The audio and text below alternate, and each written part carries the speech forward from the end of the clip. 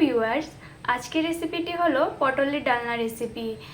খুব সহজভাবে এই পটলের ডালনা রেসিপিটি বানিয়ে নেওয়া যায় ঘরেতে। চলুন দেখাবো খুব সহজ পদ্ধতিতে পটলের ডালনা রেসিপিটি।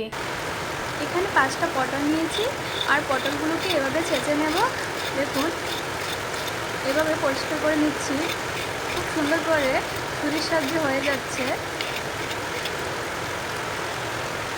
সবগুলি পটলকে এভাবে পরিষ্কার করে নিচ্ছি। এখন গোল গোল করে কেটে নেব। এইভাবে গোল গোল করে কেটে নিচ্ছি। আর দেখুন, সবগুলিকে কেটে নিয়েছি। আর এখন এখানে কড়াইতে কিছুটা তেল দিয়ে দিয়েছি, সাদা তেল। তেলটা গরম হয়ে আসলে দিয়ে দেব অড়হর ডাল। অড়হর ডালটা ধুয়ে নিয়েছি।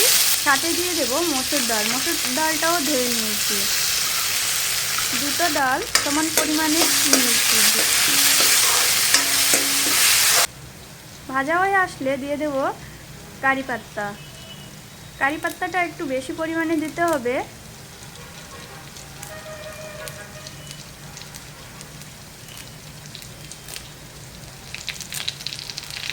কারি পাত্তাটা দিয়ে ভেজে নেব ডালের সাথে। কিছুক্ষণ নাড়িয়ে চাড়িয়ে নেব।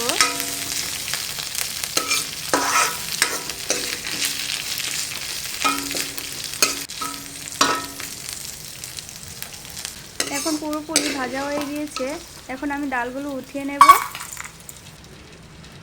আর এখন দিয়ে দিয়েছি এখানে আরও কিছুটা তেল। দিয়ে দেব পটলগুলো, দিয়ে নুন আর হলুদ একসাথে দিয়ে ভেজে নেব পটলগুলোকে।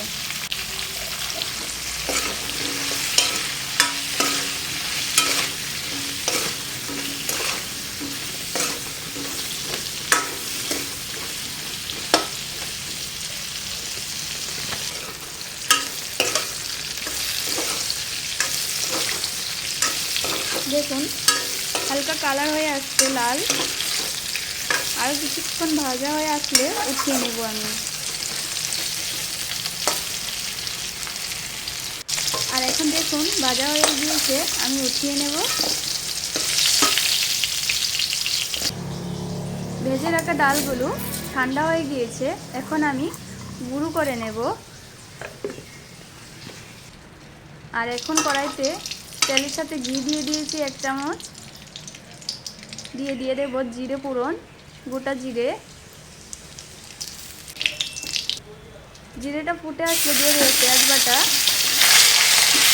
পেঁয়াজটা ভাজা হয়ে আসলে তার মধ্যে দিয়ে দেব কয়েক কোয়া রসুন। আর দিয়ে দেব আদা বাটা। দিয়ে আবারও ভেজে নেব।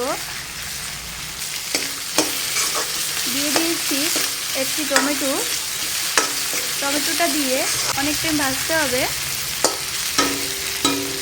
এখন দিয়ে দেব নুন। আবারও ভাজবো।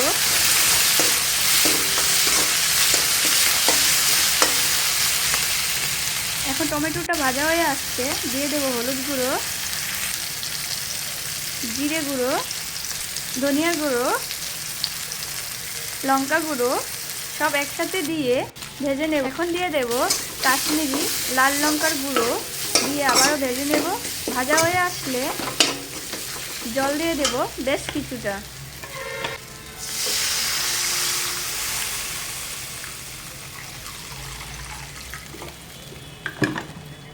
নাড়িয়ে নেব। মশলাগুলোকে ভালো করে ধুয়ে নেব কড়াই থেকে।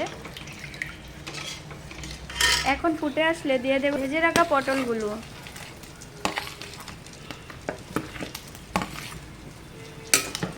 একই সাথে দিয়ে দেব এখন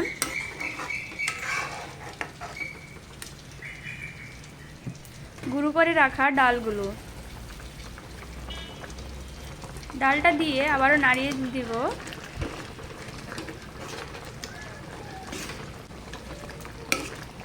নাড়িয়ে দিয়ে ভালো করে মিশিয়ে দিয়ে দেখুন সিদ্ধ হতে রেখে দেব কিছুক্ষণ। কম আছে ঢাকা দিয়ে দেব। 4-5 মিনিট পরে ঢাকনা উঠিয়ে আবারও কিছু টাইম নাড়িয়ে দেব। ডালটা গুঁড়ো করেছি, নিচে লেগে যেতে পারে, তার জন্য কিছুক্ষণ পর পর নাড়িয়ে দিতে হবে।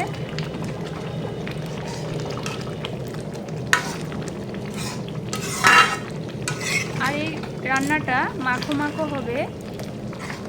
দেখুন, আরও কিছুক্ষণ নাড়িয়ে দিতে হবে, না হলে ডালটা নিচে লেগে যেতে পারে।